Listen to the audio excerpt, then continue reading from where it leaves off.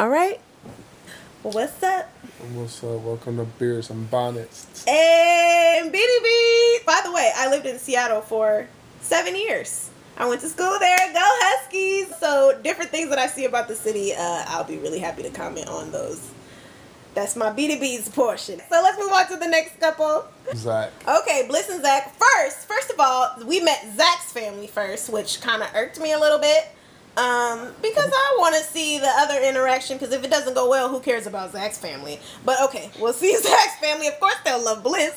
But anyway, they were asking her questions about how she felt about him and how great he was and all these things. And we never heard his side of it during that portion with his family. And I feel like he needs to show his family how much he loves her as well. Right, that's what we were talking about when we was watching it. But I still low-key feel like they probably just spliced out that whole segment. The breath was too long. Afterwards, they just sat and smiled like, isn't our son amazing? Yes. And didn't say anything else. Like, I feel like it naturally would have rolled off the tongue like, oh, wonderful. And then how do you feel, son? Yeah. About this woman? Tell us about how wonderful she is. We don't know her. Right. You know?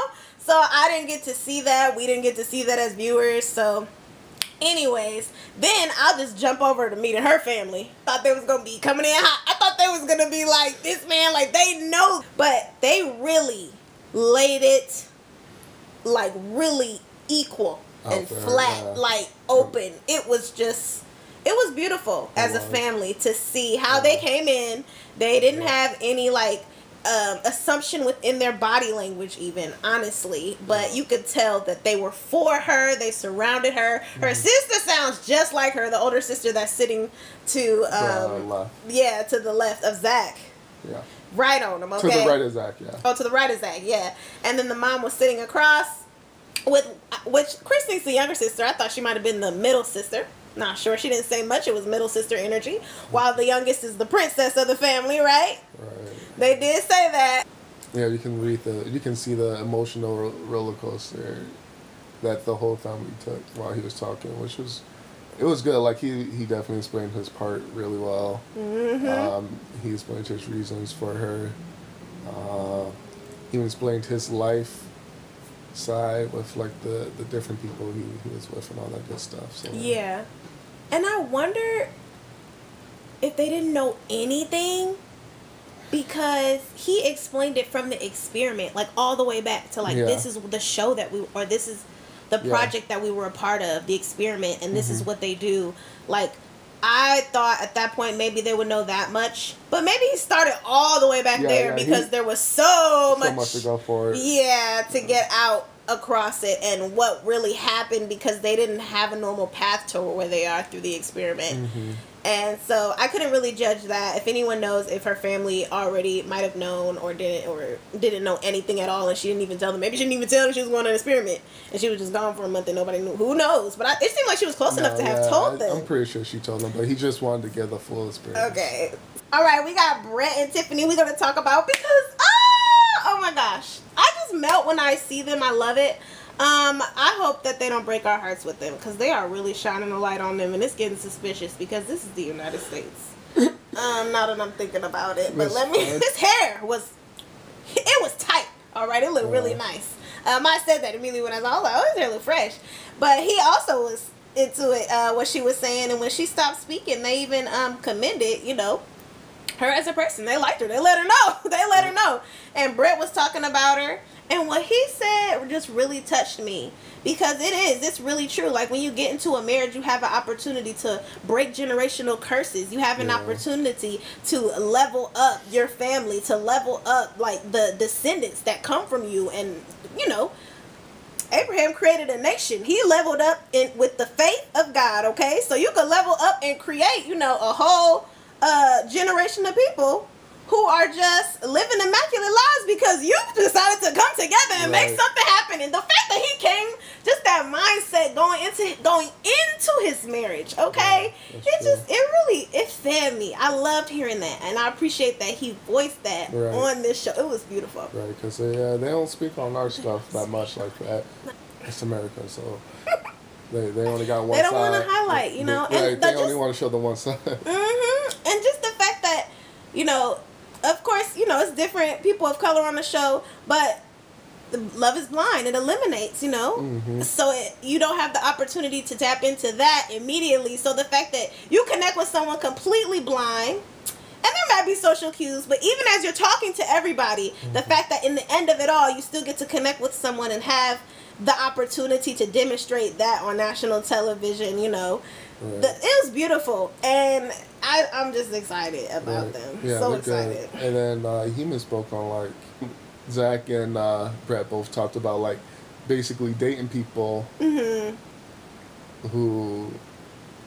don't vibe with your family as much because they don't understand. So, like, they might like you, but then once they see your family, they're like, oh, and, you know, that's very heartbreaking. It's like, it makes you not even want to get married. It makes you not want to be with people. Yeah, you got the best connection ever. Exactly. And then, yeah. Yeah, it sucks. It's a sucky feeling. You shouldn't settle. I was going to say, like don't settle for people who can't get with your family, because your family... It's a part of it. That's a huge part of it. Right. And if that part's cut off, the connections with the family... And if it's not healthy and, you know, it's different things for different people, right? But just as touching on what we know in our experience, it's a beautiful part of it. Because Zach was able to pivot because of that. And I'm glad he voiced that as well. Because now... Even when he spoke on his mother and his experience not having her in his life anymore, her mother was touched. She cried. You saw the tear fall, and it was just beautiful because I knew in that moment that she took him on as a son in that moment. She knew she could and she would, and she told him too. So it was just beautiful, and it was great that he spoke on that and that Brett spoke on that too. Yeah. Looks like they're doing well, but the previews at the end got me a little shook. Let me take those out of my head. I know. So that I can just critique what we actually got to see, like, in the episodes. And it looked good. I'm just kind of shook. It gives you flashback to old boy and old girl. Yeah. To SK and Raven, and just knowing that everything was perfect, and then making it to the end, and then, like, whoa, someone's crying after the wedding. That's not supposed to be happening. It could have been just some editing to make us kind of think that something's happening. Maybe the surprise is that her dress hasn't arrived to the venue. Who knows? I'm still holding out faith that they're gonna make it to the end of the finish line, because I just have so much hope looking at them, and they're beautiful. The way they talk about each other is too good. Yes, the way they talk about each other is really good. In this episode, she was breaking down, and it gave me flashbacks. Like, she was just really overwhelmed with all the wedding planning. She has a lot of bridesmaids. That's the reason why I didn't want no bridesmaids, because it's just a lot, like, to organize. I'm like, I can still feel it. No, just so, like, we didn't want to add all these extra elements. We did have a cute little wedding party of children, but, like, no full-grown adults that we had to ask about making decisions. So it was perfect. I felt her pain in that. That's what they were going through. He comforted her. On another scene, they actually went on a plane, a ski plane. I don't know what it's called, but this is the one that takes off from the water. I thought it was going to stay in the water and just glide on the water, but it goes into the sky, and they just got to enjoy the views, and she was thanking him for just getting her mind off of things, and it was just a really beautiful experience, and it was really thoughtful. Yeah. Because not only did he comfort her in that moment, but he took the time and he explained it to his friends as to why he knows it's his wife. Like, he thinks about, what can I do to make her feel better?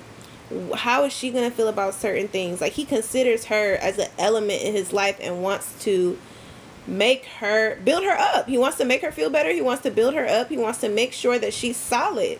And that's a part of his thought process as he navigates life now. And that's beautiful. That's husband and wife living right there. They're already in it. Well, he's already in it. Right.